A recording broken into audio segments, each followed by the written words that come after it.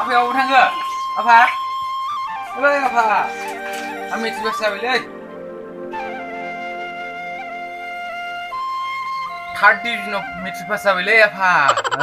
नोंनि फिसाला पास जाबाय KTM बाइक नांगौलै आफा KTM बाइक मेट्रिक पास जाबाय आं थार्ड डिभिजनाव थेवब्लाबो KTM बाइक नांथारगौ आंनो बे साइकेलखौ नों सलायथ'नो हाया साइकेलानो बेसेबां मोजाङै दं दाबो होद जाम्बा मेट्रिक पास जानानै बे साइकेल बोरायजों कलेजाव थांनो नामा हो आफा बे साइकेल बोरायजों आं कलेजाव थांगोन मा आखल जाखो इयो मा आखल जाखो दानि जुगाव बे साइकेल बोरायजों आं कलेजाव थांनांगौबा माथो सिख्लाफोरजों मिनि जागोनसो माथो आङो हो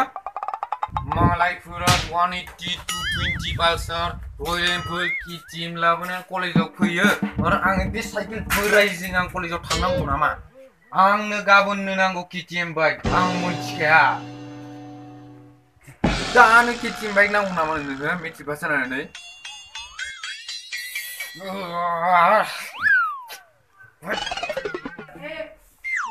हाबाब दामफोरा बेसे लायो बेसेबां लायो नों बिदि बुंबा जागोन नामा हा बिदि बुंबा जागोन नोङो बेथा 1 लाखसो जानो हागौ दामा मिथिबाय आयु एफा बुरजा रांनि बाइक बायनानै नों कलेजाव माजों एडमिसन लागोन बुंलाय नोङो बुंलाय बेथा बुंलाय माजों एडमिसन लानांगौ नोङो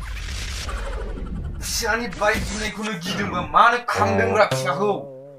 माखौथ' सेंग्रानिफ्रायनो एफा गोबाव साख्रि मावबोखो हा बेखिनि फैसायानो गैयाबा आंनो गाबोन नांथारगौलै बाइकखौ